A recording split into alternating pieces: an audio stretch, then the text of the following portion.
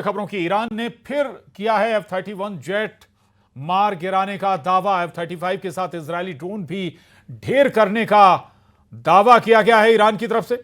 Israel का Hermes drone पर drone मार गिराने का दावा है। अब तक इजरायल ने ईरान के दावे का खंडन नहीं किया है। यह बड़ी खबर, अहम खबर है।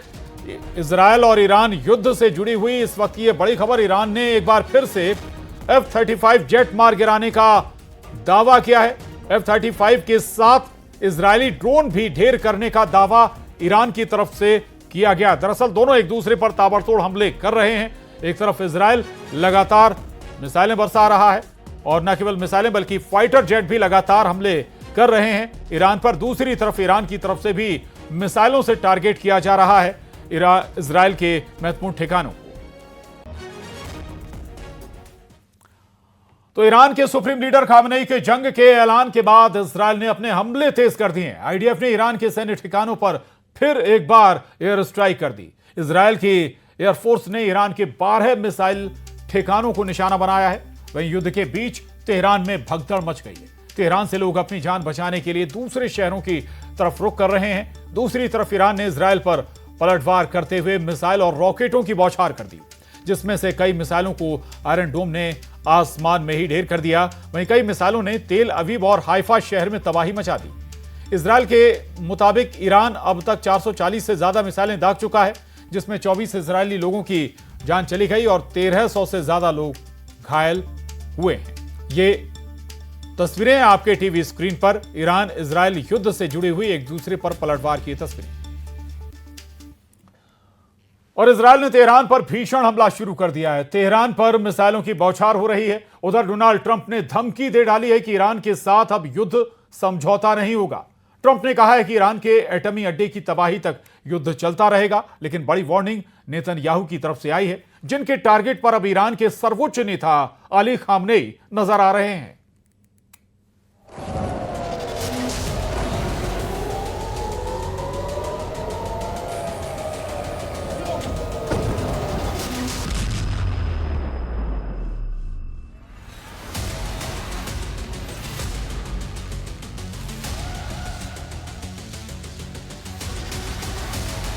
युद्ध का मैदान बदला है, लेकिन लड़ाकों के सरपरस्त वही हैं।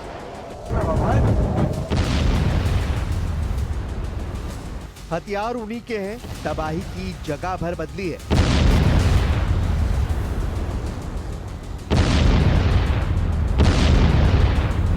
यूक्रेन रूस जैसा युद्ध है ये। यहां अमेरिका की बिछाई बिसात पर बारूद बरस रहा है।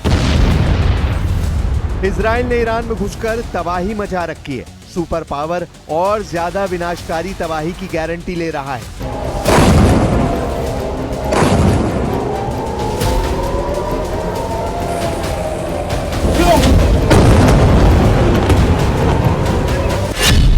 ट्रंप की धमकी, इजराइल ईरान युद्ध नहीं रुकेगा।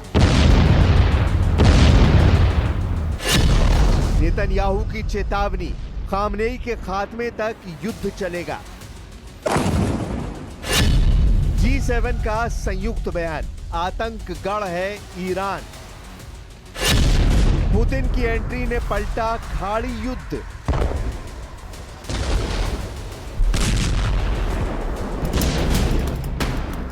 तेहरान में मिसाइल धमाकों में जितनी तेजी आती जा रही है, उतनी ही महाशक्तियों की युद्ध में एंट्री होती जा रही है। इजराइल ईरान का बारूदी टकराव महायुद्ध बन चुका है। दो धड़े में बढ़ चुके देश खून खराबे की धमकियों से आगे बढ़ चुके हैं। अमेरिका ने अपने जंगी हथियारों को वॉर जोन में तैनात करना शुरू कर दिया है।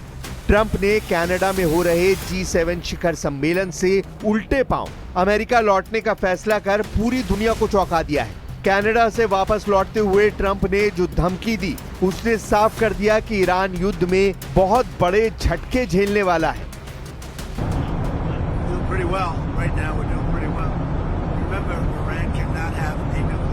Very simple. We don't have to go too deep into it. They just can't have a nuclear weapon. I don't know. I've been negotiating. I told them to do the deal. They should have done the deal.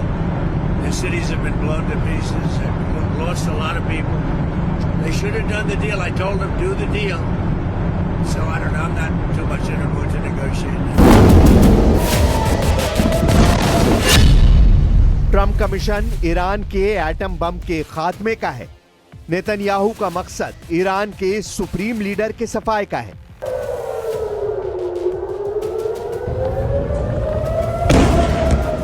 जिससे खाड़ी देश में America और Israel के सामने सिर उठाने की जुर्रत कोई और देश न दिखा सके। नेतन्याहू ने साफ लहजे में कह दिया है कि ईरान के supreme leader Ayatollah Ali Khamenei के खात्मे से युद्ध का अंत हो जाएगा। U.S. officials tell us that the president flatly rejected a plan, an opportunity that the Israelis had to take out the supreme leader. Do you understand his concern? My understanding is his concern is that this would escalate the conflict beyond where it is already. It's not going to escalate the conflict. It's going to end the conflict.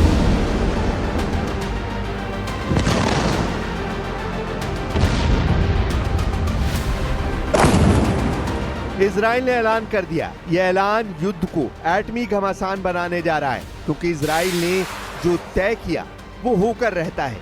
Israel दुश्मन के सबसे बड़े चेहरे का सफाया करने के लिए कुख्यात है। इजराइल ने जिससे भी लड़ाई शुरू की है उस ग्रुप या देश के सुप्रीम लीडर को मार डाला है। ईरान के सुप्रीम लीडर की मौत को नेतन्याहू ने युद्ध के अंत का सबसे बेहतरीन तरीका बता डाला है।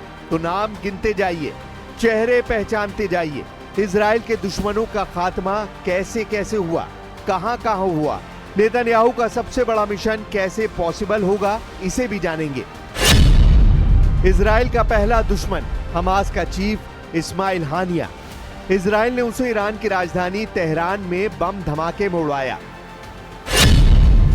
इजराइल का दूसरा दुश्मन Hezbollah chief Hassan Nasrallah. Israel ने नसरल्लाह को बैरूत में उसके अंडरग्राउंड बंकर को बर्बाद कर मार डाला। इजराइल का दुश्मन नंबर 3 ईरान के इस्लामिक रेवोल्यूशनरी गार्ड्स कोर के सुप्रीम कमांडर हुसैन सलामी को इजराइल ने बम बरसाकर मौत दी।